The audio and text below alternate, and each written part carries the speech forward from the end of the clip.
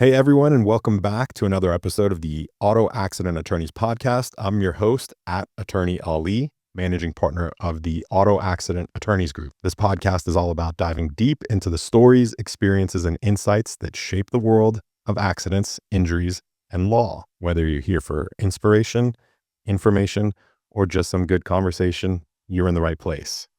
Now, I am an accident attorney by trade, but my favorite thing to be is a girl dad. And today I've got one of my favorite girl dads with me and a neighbor, attorney Rishi Pattni. Rishi, thank you for coming today. Why don't you introduce yourself? Thanks so much for having me, Ali. I appreciate it. My name is Rishi Pattni. I'm an attorney with the Pattni Law Group, and we specialize in catastrophic injury, medical malpractice, and wrongful death. His stories, I'm going to try and convince you to get a podcast because his stories are fascinating. On this podcast, this is direct to consumer, unlike some of the other legal podcasts that are made for attorneys. We're here talking to potential clients or people that never become clients because they've listened to the podcast and gotten some information. Yeah. I figured today's episode, since you have so much experience in it as well, we can discuss auto insurance in general and maybe some of the pitfalls or things that people don't think about. Great topic. It comes up all the time. It's actually pretty central to both of our practices. Let's start with, instead of going the basics, what is auto insurance? I think one of the things would be uninsured motorist protection. You got to tell me this. So, a lot of my friends, they are, they run the spectrum in terms of all different kinds of professions, but the common thread amongst them is that they're all professions or thought leaders or kind of pretty well accomplished and successful in their own respective practices and in their fields. You will not believe the number of times I've gotten a phone call from someone, a friend that's been in an accident, and and it's what we commonly, what we see in auto accidents is that the bad drivers who are committing probably some of the most egregious accidents are uninsured. And then they call me and say, well, Rishi, what do I do here? I was involved in a hit and run by some crazy driver. I think I'm injured and there's damage to my car. But the other person doesn't have any insurance. And they fled the scene. What do I do? You'll be surprised how many times amongst my group of friends that I come to realize, you start looking into their insurance coverage, and they've declined coverage or uninsured motorist coverage Yep. in their own policies. Actually, I think I had a call about like 2 weeks ago. Shock if you're listening. Hopefully you are. If you are listening, it's you and my mom that are listening to this episode. But a buddy of mine called and he was asking about what coverages to add on to his policy. And he actually asked, he's like, well, he wasn't talking to me about uninsured motorists originally. He was talking about the amount of liability coverage he should have. Right. I was leading him towards having a higher limit. And he was like, well, if I have a higher limit, doesn't that just make me a target for litigation? Because it looks like I've got a ton of coverage for somebody to go after. So then that'll be a separate topic. But then I had to explain to him about how if he doesn't have a particular amount of limit for liability coverage, he cannot have more in uninsured motorist protection than he can for liability coverage. So if you want to protect your family, and this guy, he's a professional also. It's funny that that's the group that you were talking about, because he's an anesthesiologist and he's got 3 children and he's married. So at any given time, he's got 5 people in the vehicle with him. He lives in Atlanta. We know that the uninsured motorist rate is sky high. So at any point in time, he's got 5 people in his vehicle that could get injured, and he's got to have enough coverage to make sure that everyone's taken care of. Right.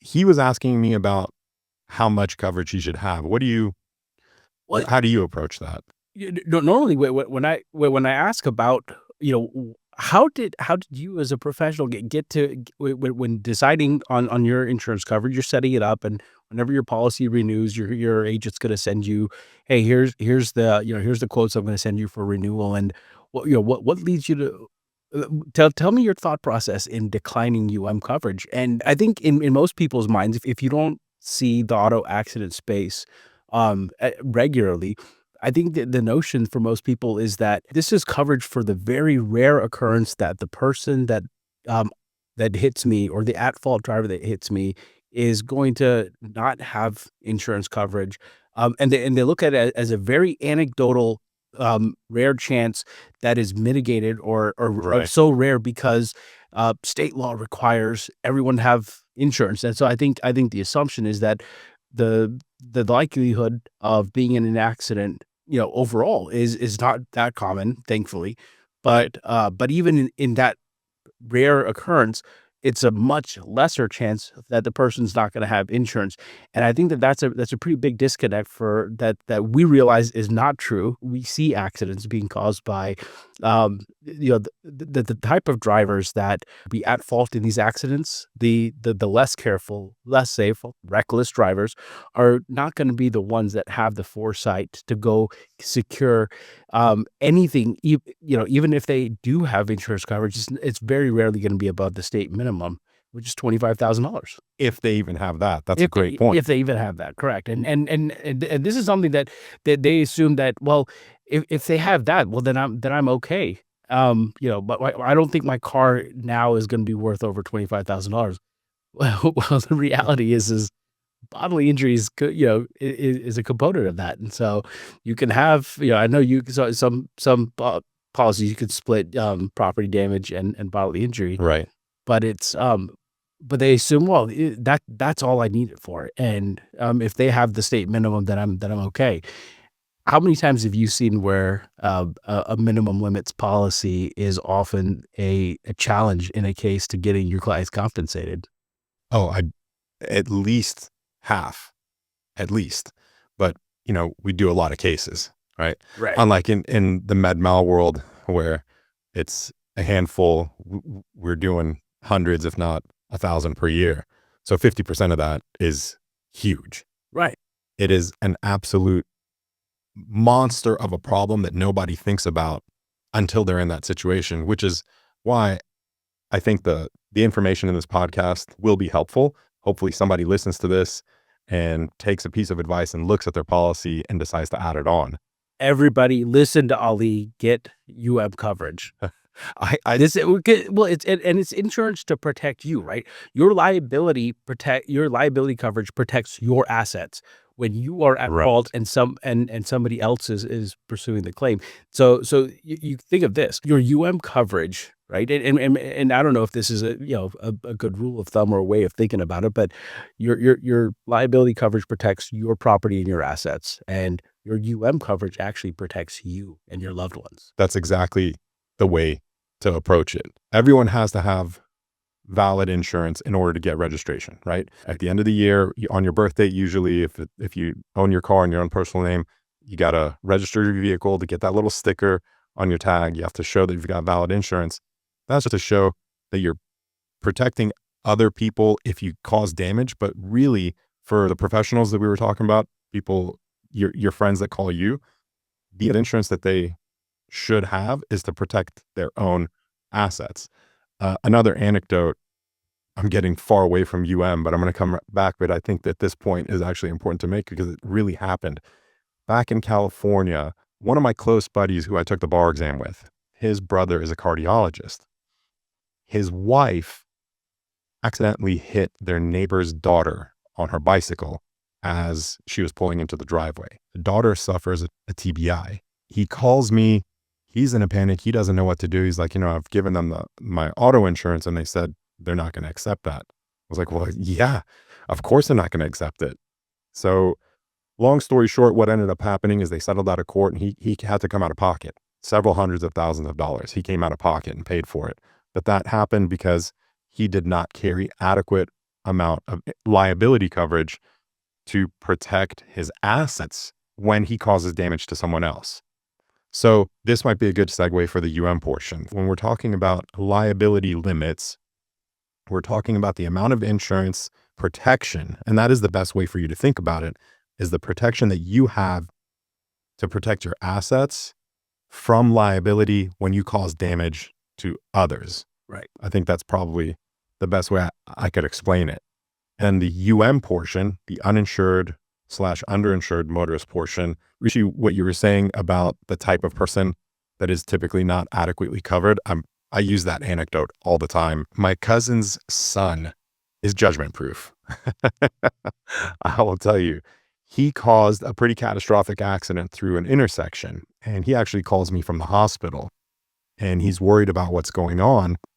And he's like, there's a ton of damage. But I told him, I was like, look, for all intents and purposes, you're judgment proof. It's not a criminal thing. He wasn't drunk driving, no criminal charges. So it's just a civil negligence case. Right. And so the person that incurred the damages caused by my cousin's son, he doesn't have enough insurance. He had the state minimum of 25,000, but that person was in the hospital for 3 days. So that limit is blown. Those medical bills are going to be well in excess of the Georgia state minimum policy. But I told him, I'm like, look, you don't own a home. You barely own your car.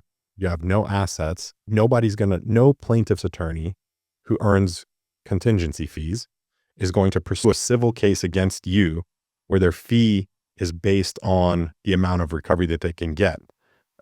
Oftentimes I talk about getting blood from a rock.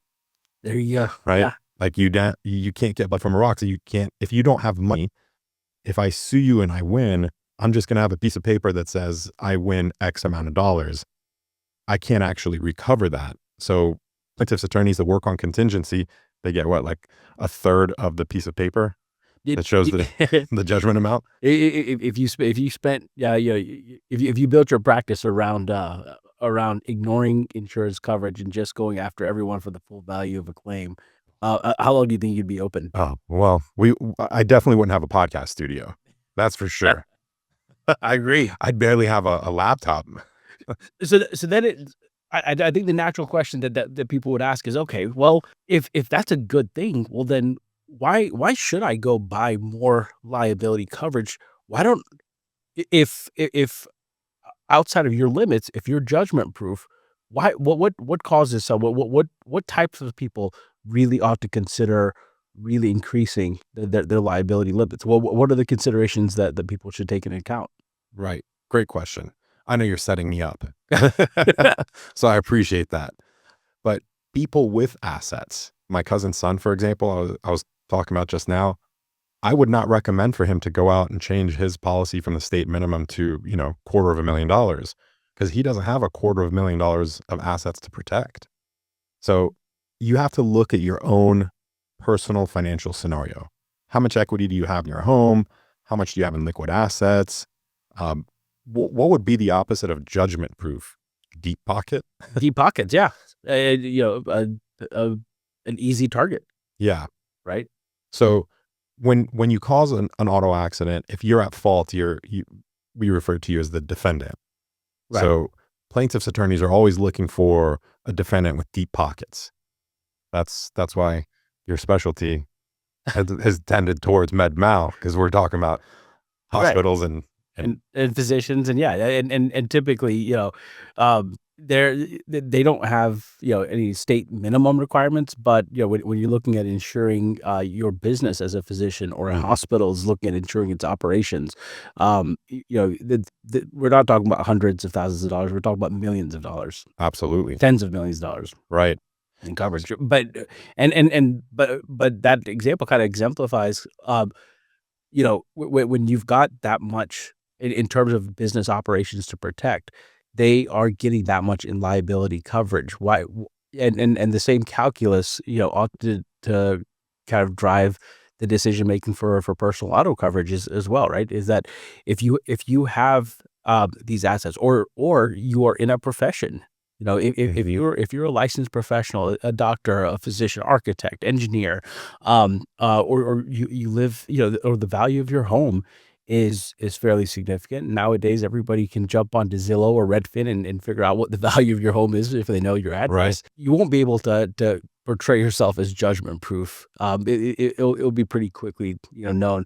So just sticking to minimum limits coverage to try and protect yourself from larger, I guess, from being a target, not really a sound strategy, I guess. Not at all. Financially, no, you're kind of leaving yourself exposed, because the fact that you're not judgment proof is pretty easily ascertained, right?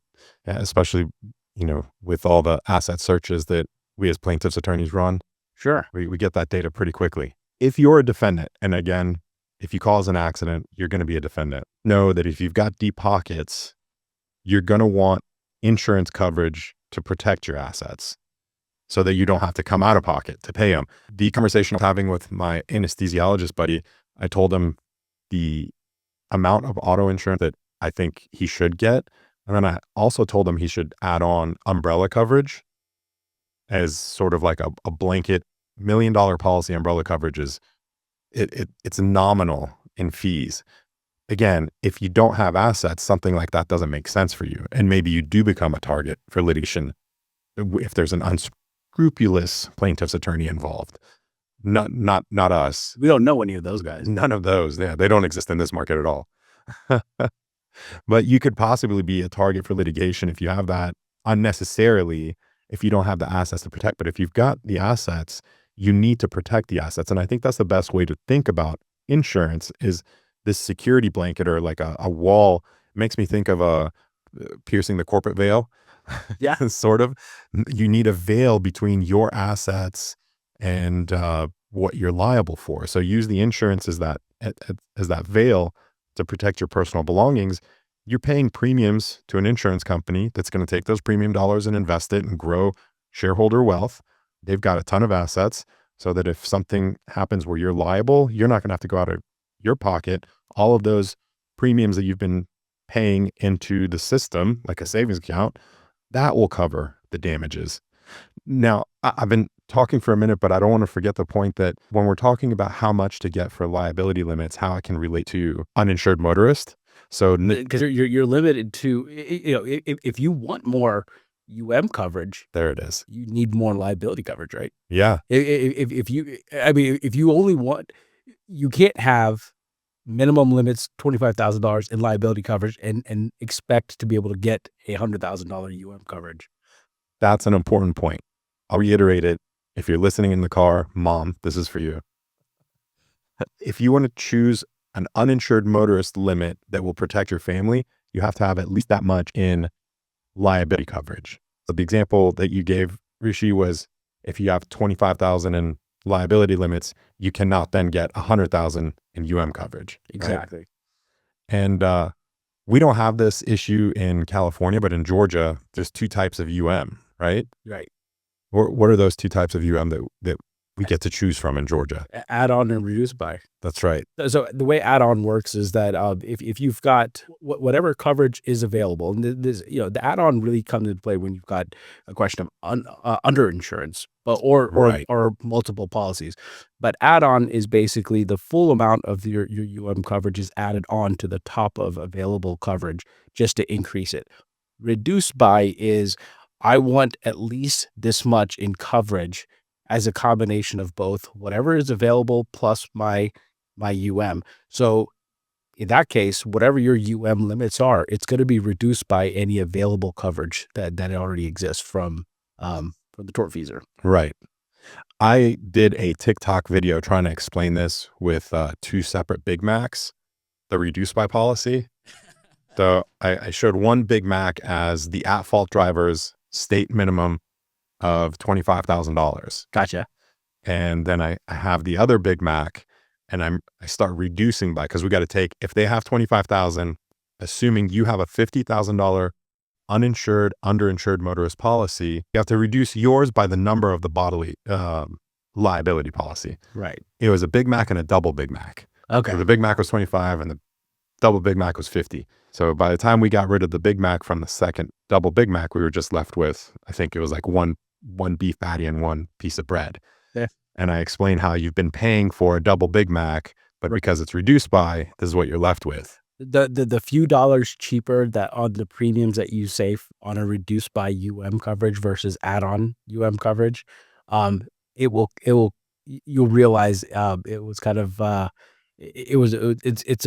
it seems like, because you're just comparing, when you get your premiums and you get the avail, well, I could save a little bit here, Right. and you try to make this financial decision, but those few extra dollars, and it really is, it's a fairly small difference between the add-on versus reduced by, and yes, you will pay more for add-on coverage, but those few dollars saved is going to be way more harmful than if you would have actually paid the few extra dollars and had add-on coverage, because that it increases the amount of available coverage overall when you are the one that's hurt and you are the one that's looking Right. to get your doctor bills, all the medical bills covered, all of the your paid suffering, the amount of time that you've been out from work, the way that and accidents turn people's lives upside down. Absolutely. Thankfully, it doesn't happen every single day. It's a rare occurrence, but when it does happen, your life is completely it changes, right? And if obviously people die in car accidents, but people also get really, really badly injured, and that those injuries can take years to heal. Sometimes they never heal fully. And one of the leading causes of bankruptcy in America is unexpected medical expense, Right. right? And what besides some disease that pops up, you get sick all of a sudden. I can't imagine another leading cause of an unexpected medical expense other than an auto accident. You're familiar with this. Ambulance bill is $1,200 right off the bat. Yeah. Hospital stay one day is anywhere between 6 to 8 grand, and that's day one. So you're close to $10,000 on day one without following up with a specialist, getting diagnostic imaging, going through rehab, trying to get treatment, medicine, whatever it may be.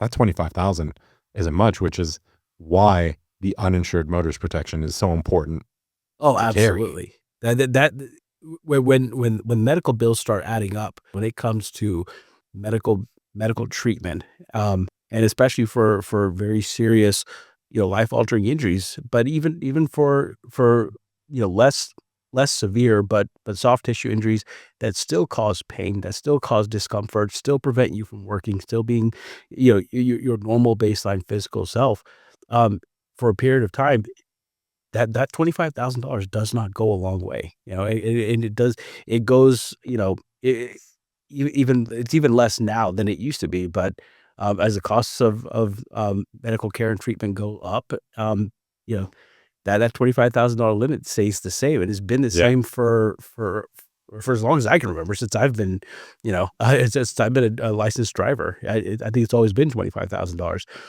woefully inadequate for any real auto accident coverage. It maybe just property damage, I guess. Even on property damage, I mean, look at new cars. We don't even have to go, let's say anything 5 years or newer.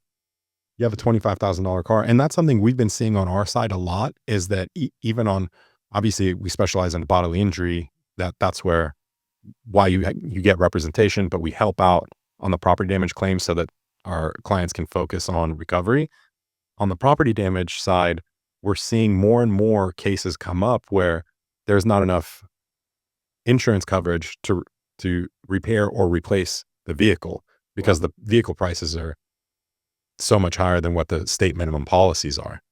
You could imagine even as a new car shopper, the options that you have below $25,000 for a new vehicle is a lot less today than it was, 15, 20 years ago, Oh, absolutely. right? You could barely get into a car for less than 25,000.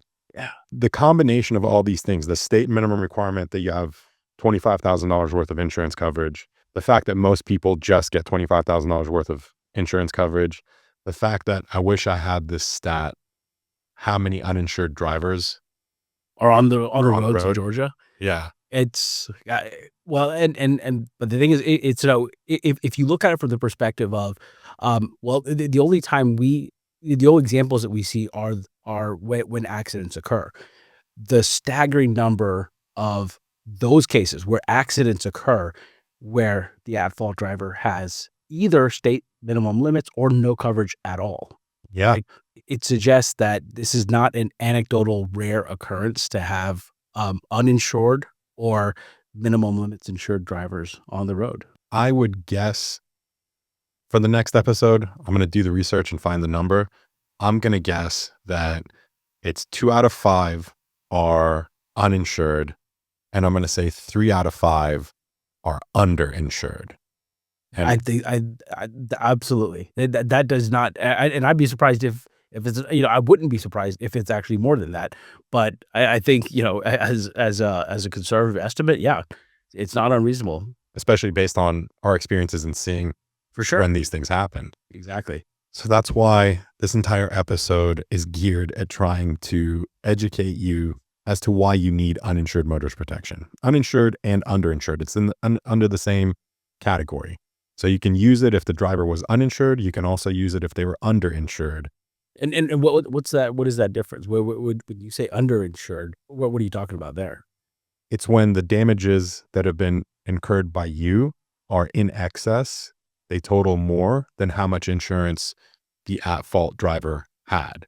Right. So if, very simple example, it's an Metro Atlanta auto accident, rear end collision case. The at-fault driver has $25,000 worth of insurance. Your damages come out to $30,000. That means that the at-fault driver is underinsured by $5,000. And if you don't have coverage, You're eating that. you're eating that. Yeah. That was another anecdote. This was a father of a client, and we settled the son's case out very quickly because the at-fault driver had state minimum. And when we sent disclosure of what we were looking at in terms of insurance availability and what the settlement amount was going to come out to, he was surprised that it was just $25,000. I had a conversation with him about how this person is underinsured. And I think it was a very natural reaction, but his response was, well, that's not my problem. Yeah. Yeah, and you know, it's understandable. You feel like, look, if you were at fault and you didn't carry enough insurance, why should I be made to suffer for that, right? Right. And this is where we get to that insurance, and the availability of coverage is what is the guaranteed payment. Hmm. Anything above that, it doesn't mean that you can't seek those damages, but the problem Right. is you run into that problem with judgment proof Right. people, and just because not everybody is completely without any assets, but there's a lot of legal protections over certain assets. Primary residences, homestead, primary vehicles. You have to clear a lot, a significant amount, which is why even the average Joe, your neighbor who owns his home or has a mortgage, they can still be judgment proof for purposes of civil liability claims because there's certain protections over their primary assets. And if they don't have significant assets above that, they are, in all intents and purposes, judgment proof. Right. And so what you're saying is that father who said, that's not my problem. One, it's absolutely his problem. Right. Because he didn't have uninsured motorist protection. But in that same breath, you're saying that father has a continued right of recovery, assuming it's a limited liability release, Right. right? He can go over the insurance policy limits and pursue against the individual, but the hurdles involved in which to get reimbursement or compensation through that defendant, Right. it's like was it Sisyphus? It was pushing that boulder up the hill. Exactly. It definitely a Pyrrhic victory, right? I mean, and often that's the case, is that you could be right. You could absolutely be right. And you'll have a piece of paper that says, yes, this is, here is a judgment for the full value of your damages. But but what does that piece of paper mean if it doesn't, collect? The only guarantee that you have on the ability to collect is the amount of insurance coverage that's available, because that is guaranteed. Right. Right. But anything above and beyond that is a significantly difficult hurdle to clear. And there's an entire area of law that's kind of specializes in collections and judgment enforcement. Yeah. I've also seen cases where, for the interest of justice, it goes through to a verdict.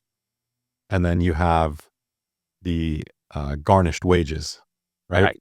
But those are, I've seen it as little as below $5 per paycheck. And we're talking about hundreds of thousands of dollars on a verdict. Right. It's a pure, it's just for show more than anything. Sure. It's just to hold somebody, not even holding them accountable, because it's such a small amount, but it's show that you pursued justice the whole way. Neither of us can overstate the importance of uninsured, underinsured motorist protection. When you have uninsured motorist protection, but you don't want to use it, Oh, man. you know these clients, right? Yeah. Yeah. I don't want my premiums to go up. So Right. I don't want I have available you, but I don't want you to use it. Why have you paid for it? Right. If you don't want to use it, the time when the exact moment when you are in that position to make that decision, I don't want to use it, is precisely what you were purchasing that coverage for. All those premiums you've been paying into that you Exactly. didn't need to. You don't have to carry coverage. Right. Now, when it's time to use it to protect yourself, I think a lot of it is that mental hurdle where they still feel, well, I shouldn't have to use this because that person was at fault. Right. It's that thing that just doesn't sit right with people in their gut. But they're, that's and it's fair, it's valid. They're valid emotions, their feelings are valid, but it just doesn't work that way for liability purposes and legal purposes. But at the end of the day, it's not, and especially when which is that's the those are the scenarios where, I'm really left scratching my head, because here is where, someone does all the things that we're saying should be done, Mhm. and then they make the conscious decision, "I don't wanna use it because it might affect my premiums," which I can't understand that one. And we're dealing with private companies whose objective is to increase premiums Sure. on an annual basis, Right. right? They're private companies, so as a private company in a capitalist market, your objective is to grow shareholder wealth. So the industry and insurance lobbyists like to blame people like us Blame us for it. for it. Oh, it's all those tort lawyers. Right. Right? They're causing your insurance premiums to go up. We don't collect insurance premiums. Insurance companies collect insurance premiums. What they are, their contractual obligation to indemnify their insureds, which is the protection of their insureds. That's a contractual agreement between the insurance company and the person buying the insurance policy. That that's what they're paying out. We're not collecting people's insurance premiums. And those premium dollars going in, the entire purpose of that is to pay out on potential claims. Exactly. It's one of these weird concepts where it's it's almost like a little bit of socialism on the front end where we all as a society agree to pay a little so that if one of us is injured, now obviously with insurance claims it's at scale, Right. but conceptually, we all pay in a little bit so that if something happens to one of us, that person is taken care of. And that the collective premium dollars that the insurance companies are getting from their insureds on a monthly basis, they're obviously investing in markets, they're getting high returns on their investment.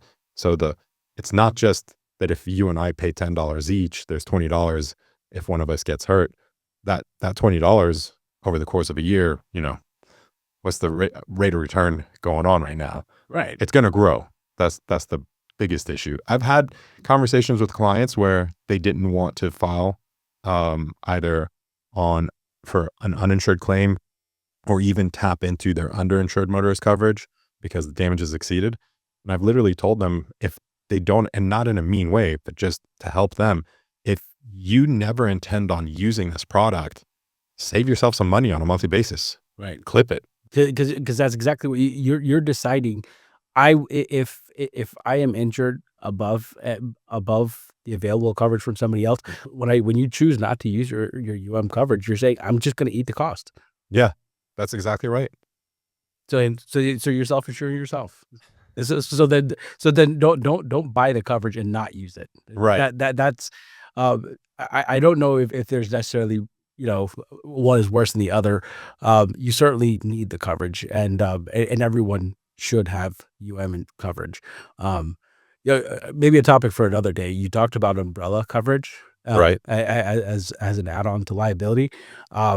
It's shocking how uh, how affordable, and I don't want to say cheap, but it is. It's marginal. I assumed, when you talk about an additional $1 million in liability coverage, that sits on top of, as kind of in excess of your primary. Right. Um, Most people, if you've never shopped for that kind of coverage, my expectation as to what those quotes would come back as I was expecting, you know, 5, 6, 7, $800. And it was, you know, Almost a tenth of it. yeah, Yeah. it It's was crazy. unbelievable because it rarely comes into play. So if you think about it, they're most of the time, they're just collecting premium dollars and investing it in the market, Exactly. right? To get to that umbrella coverage, something real catastrophic has to happen. And again, the reason that, my personal opinion, the reason I think that it comes into play so little statistically is because you're dealing with a type of driver that has enough foresight to protect their assets and go out and get umbrella coverage as well. That's probably a pretty safe driver, There you go. you know? Thank you, Rishi. I know I want you back again. This was great. I appreciate you, having me on your show. Absolutely. This is a lot of fun. We'll get one for MedMal here soon. Absolutely. I'd be happy to do it. I'm going to leave you guys with the dad advice for this episode is get enough auto insurance liability coverage to protect your assets and then match that with your uninsured motorist protection. If you don't have go and add it. And if you're going to add it, make sure that you get the add-on policy, not the reduced by, if that's available in your state. The reduced by in Georgia is sometimes called traditional. So try to avoid the traditional policy. You want to look for what's called add-on or in excess. Until next time, Rishi, again, thank you so much for joining me. If you're a first-time listener, please share this podcast so it's not just my mother watching, and drop me a like. I appreciate you. Until next time, take care. Take Thanks so care. much, Ali.